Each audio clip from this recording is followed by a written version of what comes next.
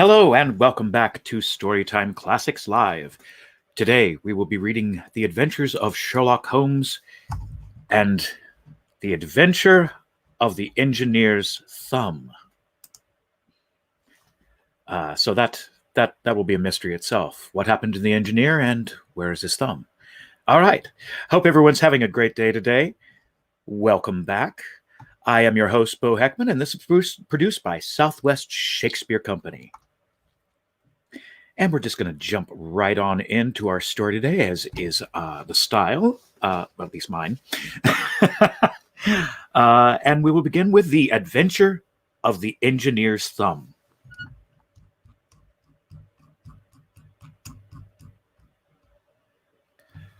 Of all the problems which have been submitted to my friend, Mr. Sherlock Holmes, for solution during the years of our intimacy, there were only two which I was the means of introducing to this notice, that of Mr. Hatherley's thumb, and that of Colonel Warburton's madness. Of these, the latter may have afforded a finer field for an accurate and original observer, but the other was so strange in its inception and so dramatic in its details, that it may be the more worthy of being placed upon record if it gave my friend fewer openings for those deductive methods of reasoning by which he achieved such remarkable results.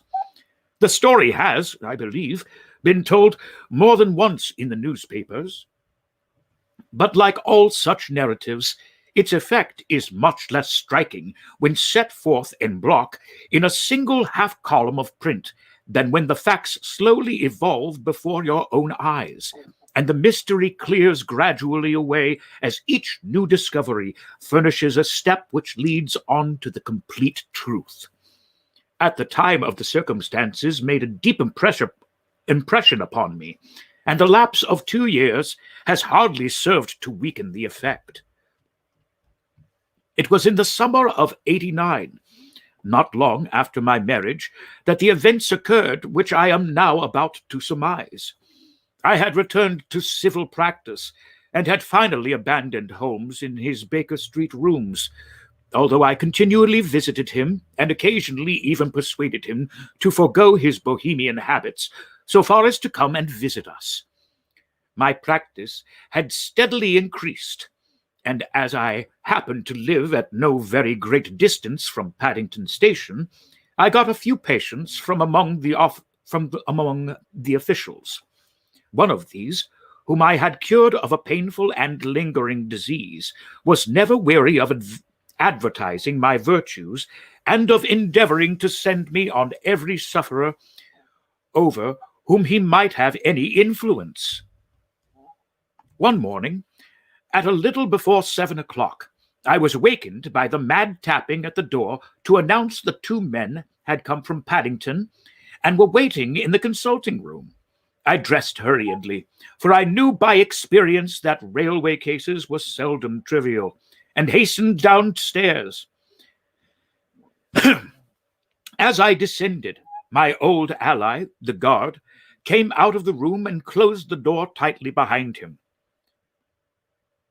"I've got him here," he whispered, jerking his thumb over his shoulder. "He's all right." "What is it, then?" I asked, for his manner suggested that I was some strange creature which he had caged up in my room. "It's a new patient," he whispered. "I thought I'd bring him round myself, but he couldn't slip away. There he is, all safe and sound. I must go now, Doctor. I have my duties just the same as you." And off he went, this trusty tout, without even giving me time to thank him. I entered my consulting room and found a gentleman seated by the table.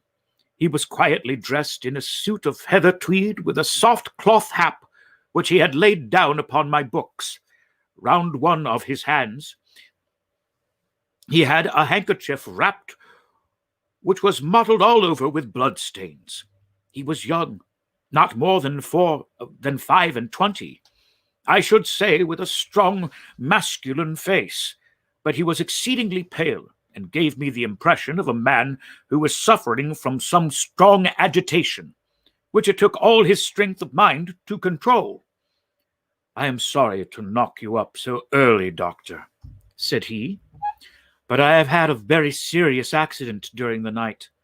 I came in by train this morning, and on inquiring at Paddington as to where I might find a doctor, a worthy fellow very kindly escorted me here.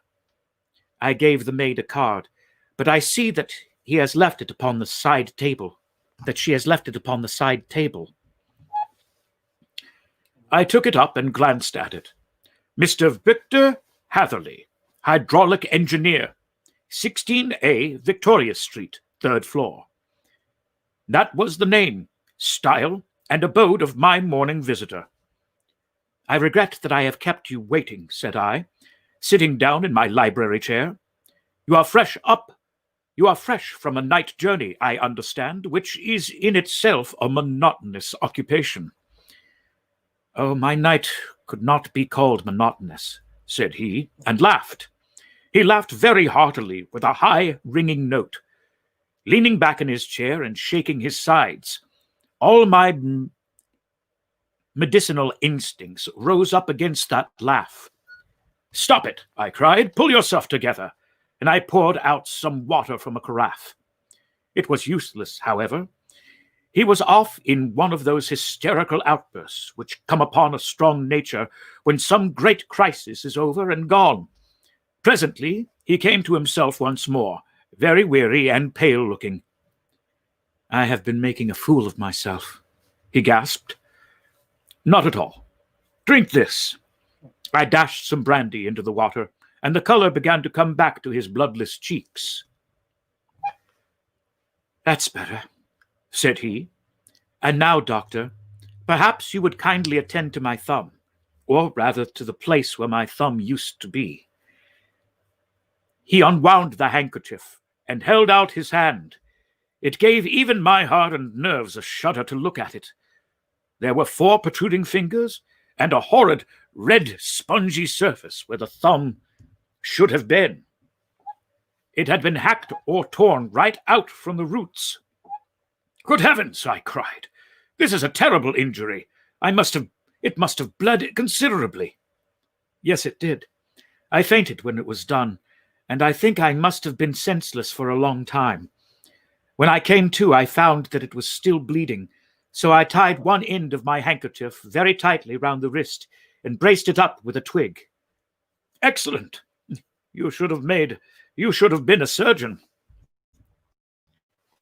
"It is a question of hydraulics, you see, and came within my own province." "This has been done," said I, examining the wound, "by a very heavy and sharp instrument." "A thing like a cleaver," said he. "An accident, I presume?"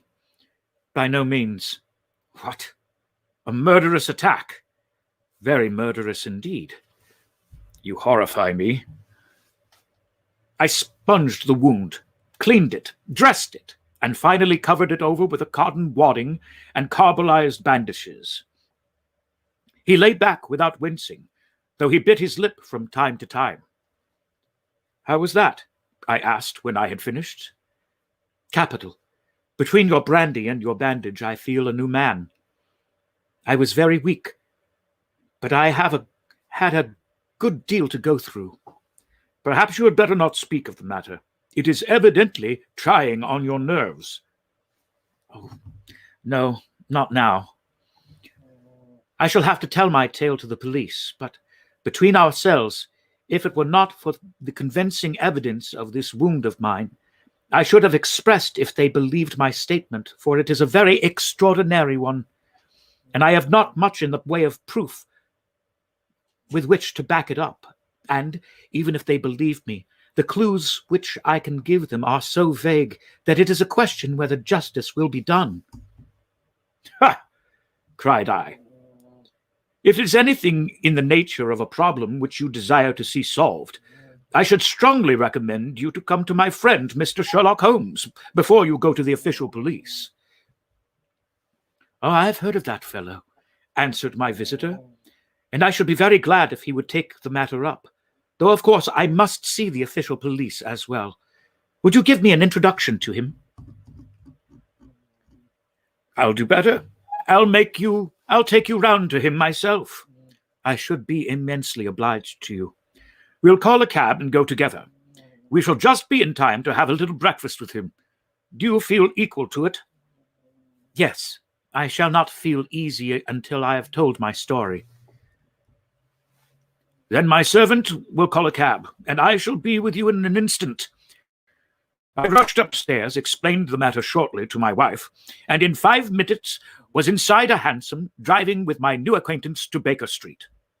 Sherlock Holmes was, as I expected, lounging about in his sitting room in his dressing gown, reading the agony column of the Times and smoking his before-breakfast pipe, which was composed of all the plugs and dottles left from his smokes of the day before, all carefully dried and collected in the corner of the mantelpiece.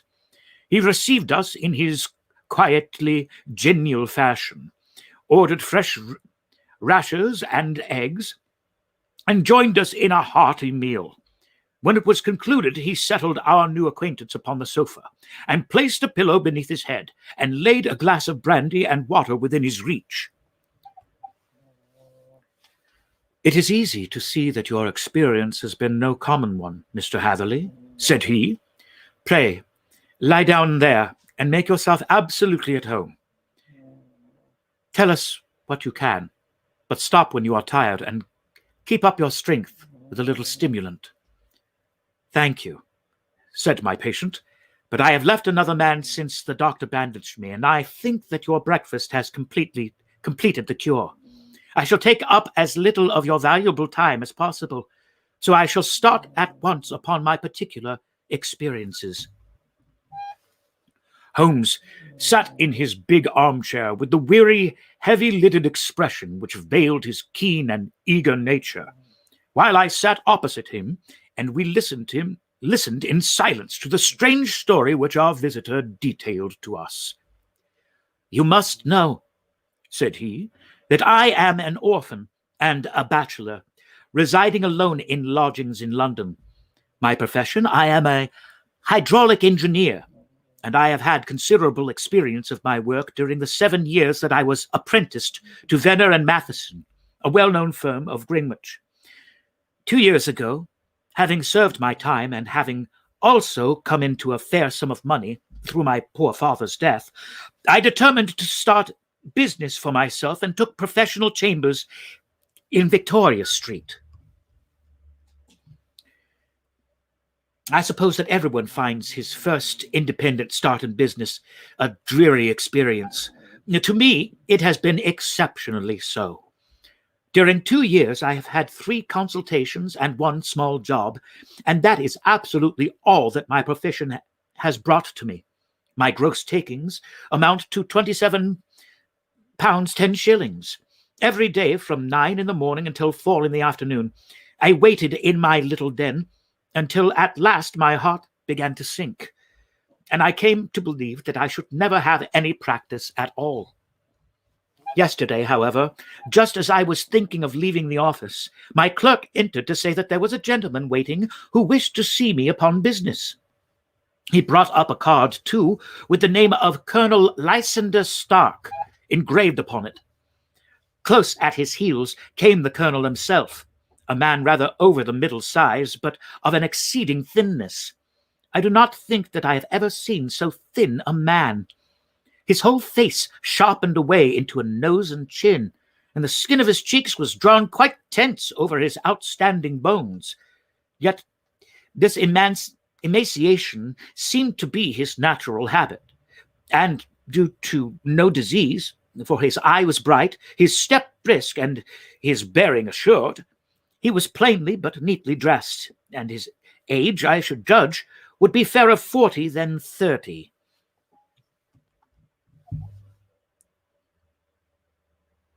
Mr. Hatherley, said he, with something of a German accent, you have been recommended to me, Mr. Hatherley, as being a man who is not only proficient in his profession, but is also discreet and capable of preserving a secret.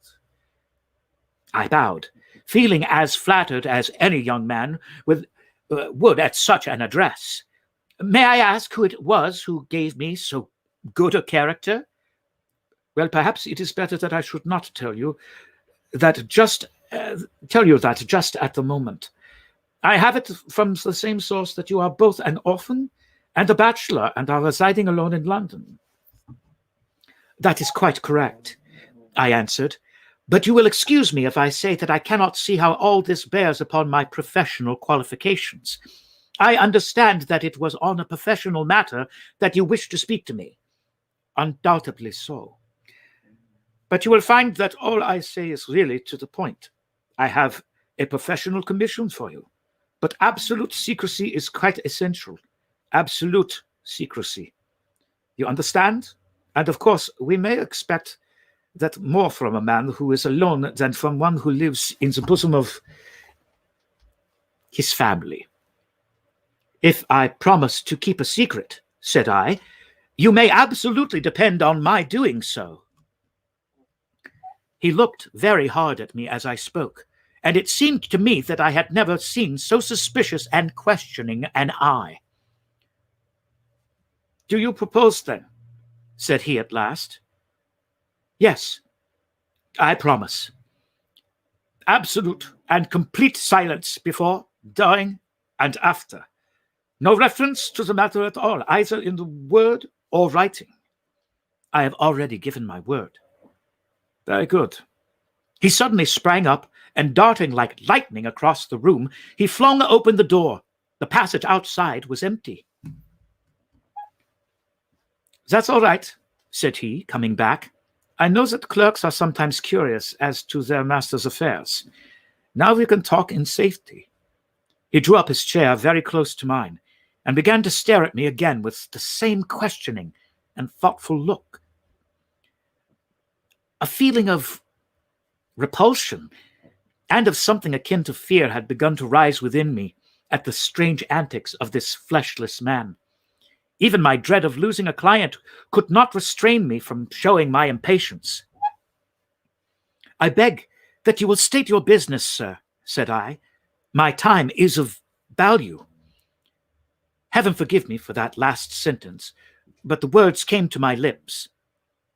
How would 50 guineas for a night's work suit you? He asked. Most admirably. I say a night's work, but an hour would be so near the mark. I simply want your opinion about a hydraulic stamping machine which has got out of gear. If you show us what is wrong, we shall soon set it right ourselves. What do you think of such a commission as that? The work appears to be light and the pay munificent. Precisely so. We shall want you to come tonight by the last train. Where to? To Eyford, in Berkshire.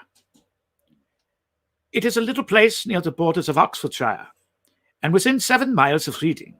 There is a train from Paddington which would bring you here at about 11:15. Very good. I shall come down in a carriage to meet you. There is a drive, then? Yes. Our little place is quite out in the country. It is a good 7 miles from Eyford Station. Then we can hardly get there before midnight. I suppose there would be no chance of a train back. I should be compelled to stop the night. Yes, we could easily give you a shakedown. That is very awkward. Could I not come at some more convenient hour? We have judged it best that you should come late. It is to recompense you for any inconvenience that we are paying to you, a young and unknown man, a fee which would buy an opinion from the very heads of your profession. Still, of course, if you would like to draw out of the business, there is plenty of time to do so. I thought of the 50 guineas and of how very useful they were to be to me. Not at all, said I. I shall be very happy to accommodate myself to your wishes. I should like, however, to understand a little more clearly what it is you wish me to do. Quite so. It is very natural that the pledge of secrecy which we have exacted from you should have aroused your curiosity. I have no wish to commit you to anything without your having it all laid before you. I suppose we are absolutely safe from eavesdroppers? Entirely. So the matter stands thus. You are probably aware that Fuller's Earth is a valuable product, and that it is only found in 1 or 2 places in England. I have heard so. Some little time ago, I bought a small place, a very small place, within 10 miles of Reading. I was fortunate enough to discover that there was a deposit of Fuller's Earth in one of my fields. On examining it, however, I found that this deposit was comparatively a small one, and that it formed a link between 2 very much larger ones upon the right and left, both of them, however, in the grounds of my neighbors. Those good people were absolutely ignorant that their land contained that which was quite as valuable as a gold mine. Naturally, it was to my interest to buy their land before they discovered its true value. But unfortunately, I had no capital by which I could do this. I took a few of my friends into the secret, however, and they suggested that we should quietly and secretly work our own little deposit, and that in this way we should earn the money which would enable us to buy the neighboring fields. This we have now been doing for some time, and in order to help us in our operations, we erected a hydraulic press. This press, as I have already explained, has got out of order, and we wish your advice upon the subject. We guard our secret very jealously, however, and if it once became known that we had hydraulic engineers coming to our little house, it would soon rouse inquiry. And then, if the facts came out, it would be goodbye to any chance of getting these fields and carrying out our plans. That is why I've made you promise me that you will not let a human being that you will not tell a human being that you are going to Eiffel tonight. I hope that I make all plain. I quite follow you, said I. The only point which I could not quite understand was what use you could make of a hydraulic press in excavating Fuller's Earth, which, as I understand, is dug out like gravel from a pit. Ah, he said carelessly. We have our own process. We compress the earth into bricks so as to remove them without revealing what they are. But that is a mere detail. I have taken you fully into my confidence now, Mr. Hatherley, and I have shown you how I trust you. He rose as he spoke. I shall expect you then at Eiffel at 11:15. I shall certainly be there, and not a word to a soul. He looked at me with a last long, questioning gaze, and then, pressing my hand in a cold, dank grasp, he hurried from the room. Well, when I came to think it all over in cool blood, I was very much astonished, as you may both think, at this sudden commission which had been entrusted to me. On the one hand, of course, I was glad, for the fee was at least tenfold what I should have asked, and I set a price upon my own services, and it was possible that this order might lead to other ones. On the other hand, the face and the manner of my patron had made an unpleasant impression upon me, and I could not think that his explanation of the Fuller's Earth was sufficient to explain the necessity for my coming at midnight, and his extreme anxiety lest I should tell anyone of my errand. However, I threw all fears to the winds, ate a hearty supper, and drove to Paddington, and started off, having obeyed to the letter the injunction as to holding my tongue. At Reading, I had to change not only my carriage but my station. However, I was in time for the last train to Eyford, and I reached the little dim-lit station after 11 o'clock. I was the only passenger who got out there, and there was no one upon the platform save for a single sleepy porter with a lantern. As I passed out through the wicket gate, however, I found my acquaintance of the morning waiting in the shadow upon the other side. Without a word, he grasped my arm and hurried me into a carriage, the door of which was standing open. He drew up the windows on either side, tapped on the woodwork, and away we went as fast as the horse could go. "One horse?" interject Holmes. "Yes, only one." "Did you observe the color?" "Yes. I saw it by the sidelights when I was stepping into the carriage. It was chestnut." "Tired? Or looking fresh?" "Oh, fresh and glossy." "Thank you. I'm so sorry to have interrupted you. Pray, continue your most interesting statement."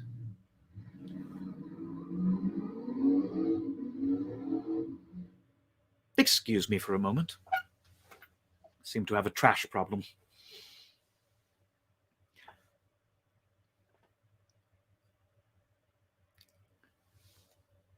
"Thank you. I am so sorry to have interrupted you.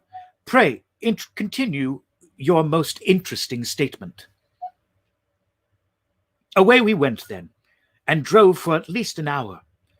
Colonel Lysander Stark had said that it was only 7 miles, but I should think from the rate that we seemed to go, and from the time that we took, that it must have been clear nearer to 12.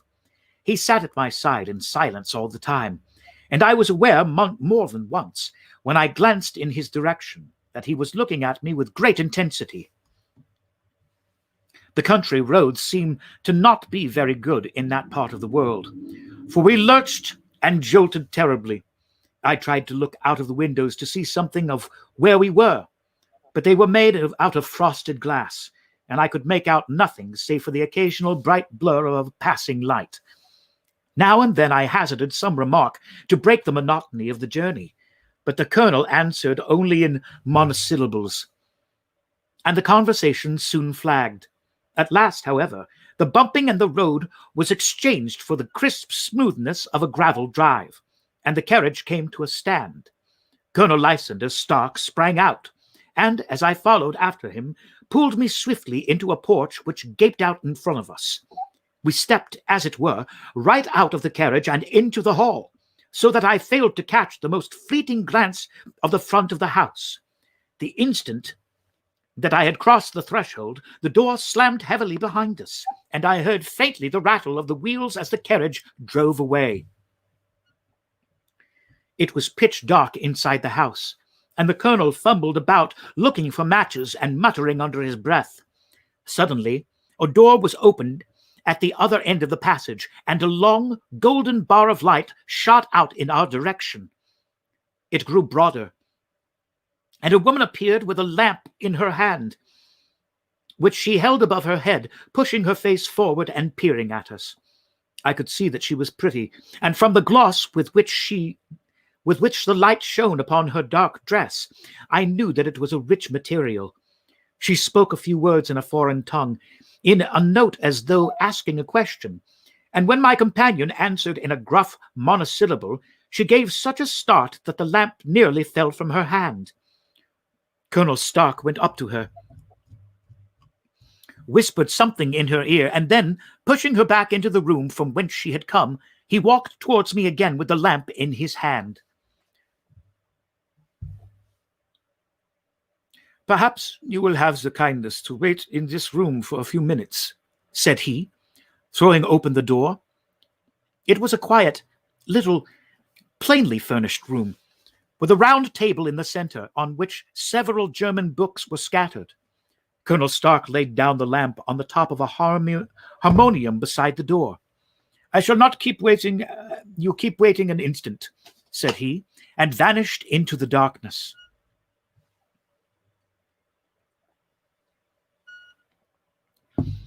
I glanced at the books upon the table, and in spite of my ignorance of German, I could see that 2 of them were treatises in science, these others being volumes of poetry. Then I walked across to the window, hoping that I might catch some glimpse of the countryside, but an oak shutter, heavily barred, was folded across it. It was a wonderfully silent house. There was an old clock ticking loudly somewhere in the passage, but otherwise everything was deadly still. A vague feeling of uneasiness began to steal over me. Who were these German people, and what were they doing living in this strange, out-of-the-way place? And where was this place? I was 10 miles or so from Eyford. That was all I knew. But whether north, south, east, or west, I had no idea. For that matter, Reading and possibly other large towns were within that radius, so that place might not be so secluded after all. Yet it was quite certain, from the absolute stillness, that we were in the country. I paced up and down the room, humming a tune under my breath to keep up my spirits, and feeling that I was thoroughly earning my 50-guinea fee. Suddenly, without any preliminary sound in the midst of the utter stillness, the door of my room swung slowly open. The woman was standing in the aperture, the darkness of the hall behind her, the yellow light from my lamp beating upon her eager and beautiful face. I could see at a glance that she was sick with fear, and the sight sent a chill to my own heart. She held up one shaking finger to warn me to be silent, and she shot a few whispered words of broken English at me, her eyes glancing back like those of a frightened horse into the gloom behind her. "I would go," said she, trying hard. It seemed to me to speak calmly. "I would go. I should not stay here. There is no good for you to do." "Madam," said I have not yet done what I came for. I cannot possibly leave until I have seen the machine." "It is not worth your while to wait," she went on. "You can pass through the door. No one hinders." And then, seeing that I smiled and shook my head, she suddenly threw aside her constraint and made a step forward, with her hands wrung together. "For the love of heaven," she whispered, "get away from here before it is too late." But I am somewhat headstrong by nature, and the more ready to encourage in an affair when there is some obstacle in the way. I thought of my 50-guinea fee, of my wearisome journey, and of the unpleasant night which seemed to be before me. Was it all to go for nothing? Why should I slink away without having carried out my commission, and without the payment which was my due? This woman might, for all I knew, be a monomaniac, without a stout bearing. Therefore, though her manner had shaken me more than I cared to confess, I still shook my head and declared my intention of remaining where I was. She was about to renew her entreaties when a door slammed overhead, and the sound of several footsteps was heard upon the stairs. She listened for an instant, threw up her hands with a despairing gesture, and vanished as suddenly and as noiselessly as she had come. The newcomers were Colonel Lysander Stark and the short, thick man with a chinchilla beard growing out of the creases of his double chin, who was introduced to me as Mr. Ferguson. "This is my secretary and manager," said the colonel. "By the way, I was under the impression that I left this door shut just now. I fear that you may have felt the draught." "On the contrary," said I opened the door myself because I felt the room to be a little close." He shot one of his suspicious looks at me. "Perhaps we had better proceed to business then," said he. "Mr. Ferguson and I will take you up to see the machine. I had better put my hat on, I suppose." "Oh, no. It is in the house." "What? You dig fuller's earth in the house?" No. "This is only where we compress it. But never mind that. All we wish to do is to examine the machine and to let us know what is wrong with it." We went upstairs together, the colonel first with the lamp, the fat manager and I behind him. It was a labyrinth of an old house, with corridors, passages, narrow winding staircases, and little low doors, the thresholds of which were hollowed out by the generations who had crossed them. There were no carpets, and no signs of any furniture above the ground floor, where the plaster was peeling off the walls and the damp was breaking through in green, unhealthy blotches. I tried to put on as unconcerned an air as possible, but I had not forgotten the warnings of the lady, even though I disregarded them, and I kept a keen eye upon my two companions. Ferguson appeared to be a morose and silent man, but I could see from the little that he had said that he was at least a fellow countryman. Colonel Lysander Stark stopped at last before a low door, which he unlocked. Within was a small square room in which the three of us could hardly get in at one time. Ferguson remained outside, and the colonel ushered me in.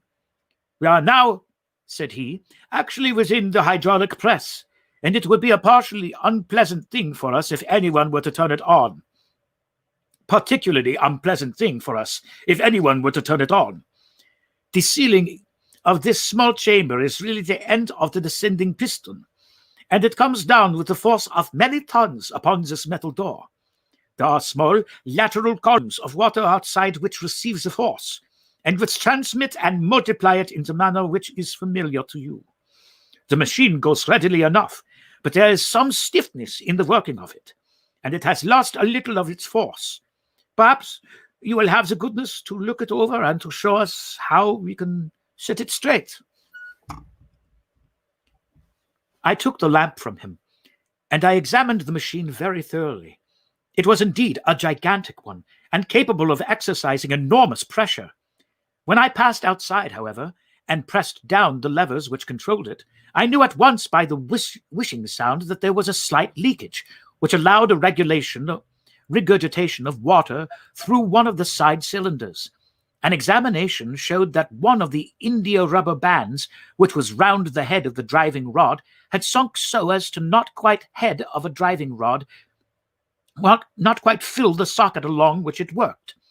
It was clearly the cause of the loss of power, and I pointed it out to my companions, who followed my remarks very carefully and asked several practical questions as to how they should proceed to set it right. When I had made it clear to them, I returned to the main chamber of the machine and took a good look at it to satisfy my own curiosity. It was obvious at a glance that the story of the fuller's earth was the merest fabrication, for it would be absurd to suppose that so powerful an engine could be designed for so inadequate a purpose. The walls were of good wood, but the floor consisted of a large iron trough, and when I came to examine it, I could see a crust of metallic deposit all over it. I had stooped and was scraping at this to see exactly what it was when I heard a muttered exclamation in German, and saw the cadaverous face of the colonel looking down at me. "What are you doing here?" he asked. I felt angry at having been tricked by so elaborate a story as that which he had told me. "I was admiring your fuller's earth," said I. "I think that I should be better able to advise you as to your machine if I knew what that exact purpose was for which it was used." The instant that I uttered the words, I regretted the rashness of my speech. His face set hard, and baleful light sprang up in his grey eyes. "Very well," said he. "You shall know all about the machine." He took a step backward, slammed the little door, and turned the key in the lock. I rushed towards it and pulled at the handle, but it was quite secure, and did not give in the least to my kicks and shoves. "Hello!" I yelled. "Hello, Colonel! Let me out!" And then suddenly, in the silence, I heard a sound which sent my heart into my mouth. It was the clank of the levers and the swish of the leaking cylinder. He had set the engine at work. The lamp still stood upon the floor where I had placed it when examining the trough. By its light, I saw that the black ceiling was coming down upon me, slowly, jerkily, but as none knew better than myself, with a force which must, within a minute, grind me to a shapeless pulp. I threw myself, screaming, against the door, and dragged with my nails at the lock. I implored the colonel to let me out, but the remorseless clanking of the levers drowned my cries. The ceiling was only a foot or two above my head, and with my hand upraised, I could feel its hard, rough surface. Then it flashed through my mind that the pain of my death would depend very much upon the position in which I met it. If I lay upon my face, the weight would come down upon my spine, and I shuddered to think of that dreadful snap. Easier the other way, perhaps, and yet, Had I the nerve to lie and look up at that deadly black shadow wavering down upon me? Already I was unable to stand erect, when my eye caught something which brought a gush of hope back to my heart. I have said that though the floor and ceiling were of iron, the walls were of wood. As I gave a last hurried glance around, I saw a thin line of yellow light between the two of the boards, which broadened and broadened as a small panel was pushed backward. For an instant, I could hardly believe that here was indeed a door which led away from death.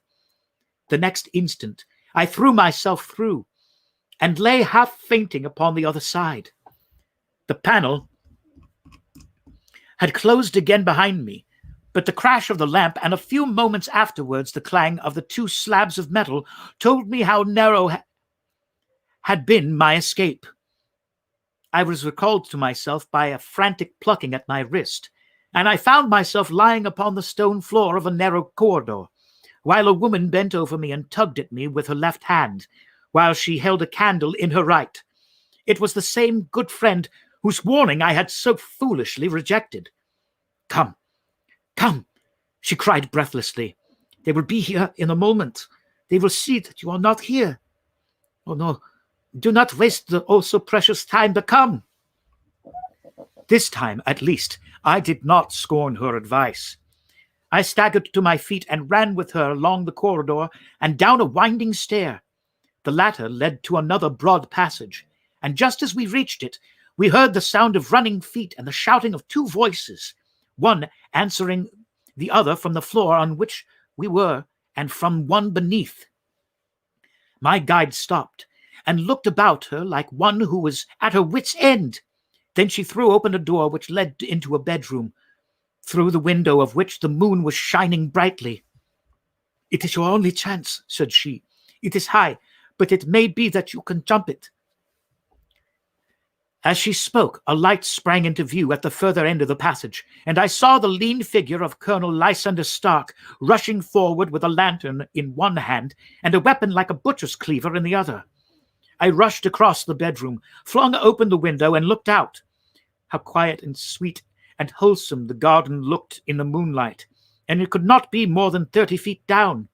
I clambered out upon the sill, but I hesitated to jump until I should have heard what passed between my saviour and the ruffian who pursued me.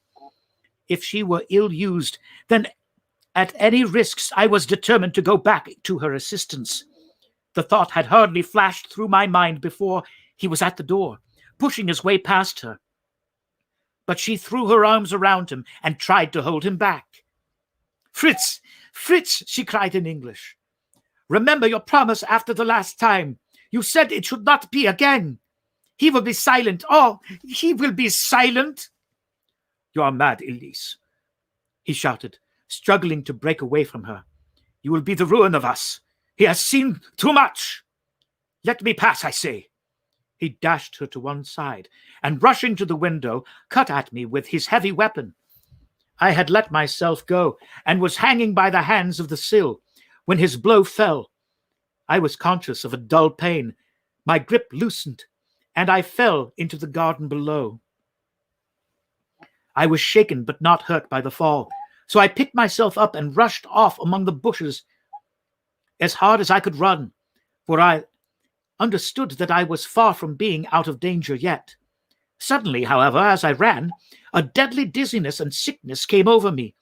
I glanced down at my hand, which was throbbing painfully, and then, for the first time, I saw that my thumb had been cut off, and that the blood was pouring from my wound.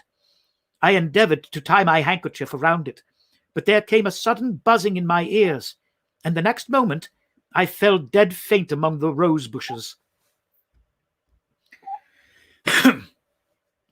How long I remained unconscious, I cannot tell. It must have been a very long time, for the moon had sunk, and a bright morning was breaking when I came to myself. My clothes were all sodden with dew, and my coat sleeve was drenched with blood from my wounded thumb. The smarting of it recalled in an instant all the particulars of my night's adventure, and I sprang to my feet with the feeling that I might hardly yet be safe from my pursuers. But to my astonishment, when I came to look round me, Neither house nor garden were to be seen.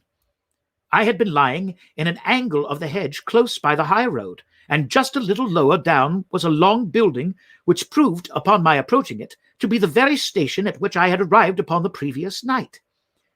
Were it not for the ugly wound upon my hand, all that had passed during those dreadful hours might have been an evil dream. Half dazed, I went into the station and asked about the morning train. There would be one to Reading in less than an hour. The same porter was on duty. I found, as I had been there when I arrived. I inquired of him whether he had ever heard of Colonel Lysander Stark. The name was strange to him. Had he observed a carriage the night before waiting for me? No, he had not. Was there a police station anywhere near? There was one about 3 miles off. It was too far for me to go, weak and ill as I was. I determined to wait until I got back to town before telling my story to the police. It was a little past 6 when I arrived. So I went first to have my wound dressed, and then the doctor was kind enough to bring me along here. I put the case into your hands and shall do exactly what you advise. We both sat in silence for some little time after listening to this extraordinary narrative. Then Sherlock Holmes pulled down from the shelf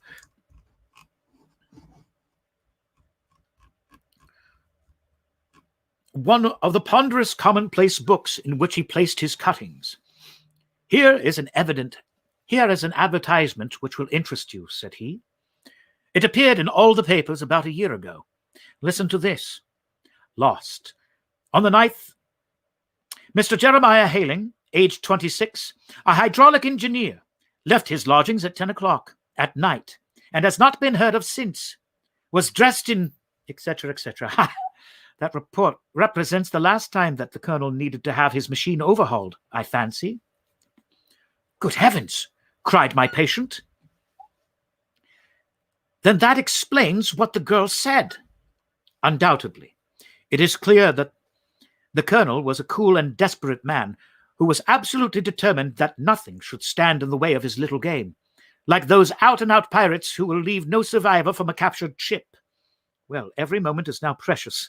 So, if you feel equal to it, we shall go down to Scotland Yard at once, as a preliminary to starting for Erfurt. Some 3 hours or so afterwards, we were all in the train together and bound from Reading to the little Berkshire village. There were Sherlock Holmes, the hydraulic engineer, Inspector Bradstreet of Scotland Yard, a plain-clothes man, and myself. Bradstreet had spread an ordnance map of the county out upon the seat and was busy with his compasses drawing a circle with Erfurt for his centre. There you are, said he. That circle is drawn at a radius of 10 miles from this village. The place we want most must be somewhere near that line. You said 10 miles, I think, sir. It was a good hour's drive. And you think that they brought you back all that way when you were unconscious? They must have done so. I have confused memory, too, of having been lifted and conveyed somewhere.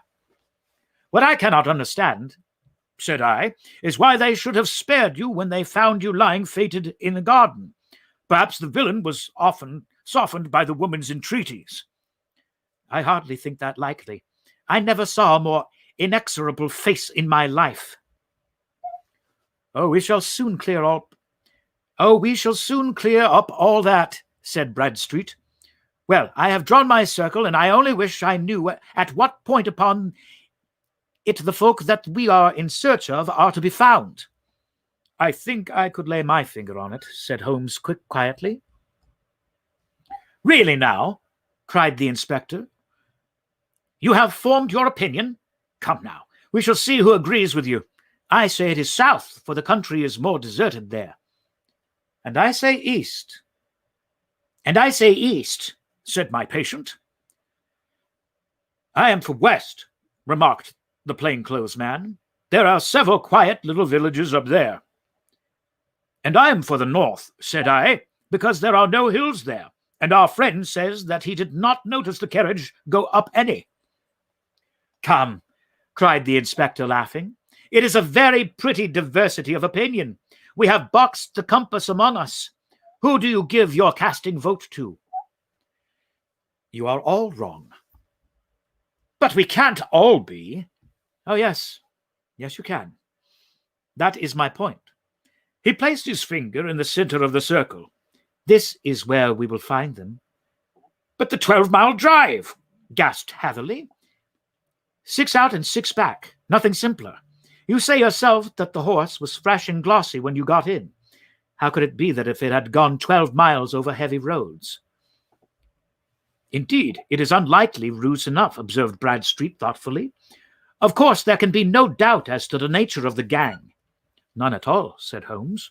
"There are coiners on a large scale, and I have used the machine to form the amalgam which has taken the place of silver. We have known it for some time that a clever gang was at work," said the inspector. "They have been turning out half-crowns by the thousand. We even traced them as far as Reading, but could get no farther, and they had recovered their traces in a way that showed that they were very old hands. But now, thanks to this lucky chance, I think that we have got them right enough." But the inspector was mistaken, for those criminals were not destined to fall into the hands of justice. As we rolled into Eyford Station, we saw a gigantic column of smoke which streamed up from behind a small clump of trees in the neighborhood and hung like an immense ostrich feather over the landscape. "A house on fire?" asked Broadstreet, and the train streamed off again on its way. "Yes, sir," said the station master. "When did it break out?" "I hear that it was during the night, sir, but it has gotten worse, and the whole place is in a blaze." "Whose house is it?" "Dr. Beecher's." "Tell me," broke in the engineer, "is Dr. Beecher a German, very thin, with a long, sharp nose?" The station manager laughed heartily. "No, sir. Dr. Beecher is an Englishman, and there isn't a man in the parish who has a better lined waistcoat. But he has a gentleman staying with him, a patient, as I understand, who is a foreigner, and he looks as if a little good Berkshire beef would do him no harm." The station manager had not finished his speech before we were all hastening in the direction of the fire. The road topped a low hill, and there was a great widespread whitewashed building in front of us, spouting fire at every chink and window, while in the garden in front 3 fire engines were vainly striving to keep the flames under. "That's it!" cried Hatherley, in an intense excitement. "There is the gravel drive, and there are the rose bushes where I lay. That second window is the one I jumped from." "But at least," said Holmes, "you have had your revenge upon them. There can be no question that it was your oil lamp which, when it was crushed in the press, set fire to the wooden walls, though no doubt they were too excited in the chase after you to observe it at the time. Now keep your eyes open in this crowd for your friends of it last night, though I very much fear that they are a good 100 miles off by now." And Holmes's fears came to be realized, for from that day to this no word has ever been heard either of the beautiful woman, the sinister German, or the morose Englishman. Early that morning, a peasant had met a cart containing several people and some very bulky boxes driving rapidly in the direction of Reading. But there all traces of the fugitives disappeared, and even Holmes's ingenuity failed over to discover the least clue as to their whereabouts.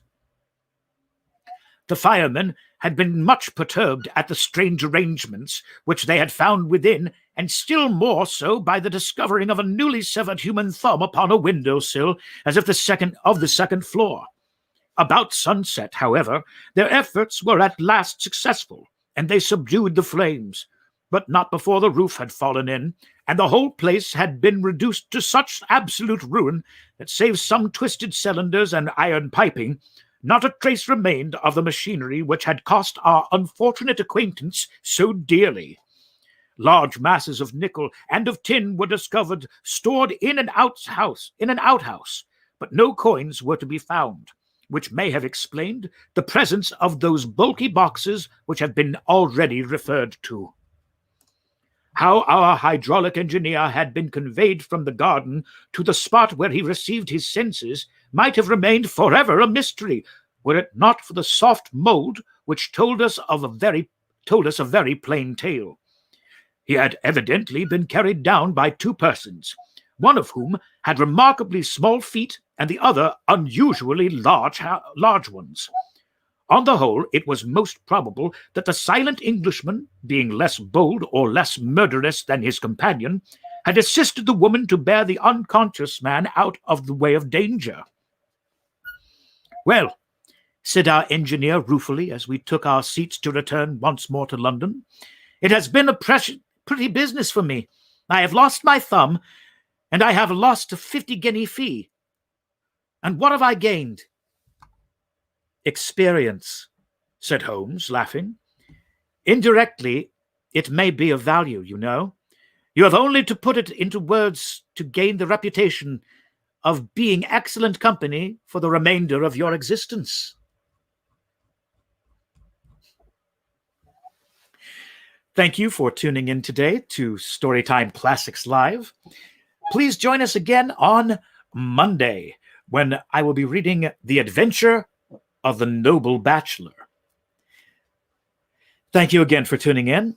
If you go out today, please be careful and please be safe and wear a mask. We'll see you next time.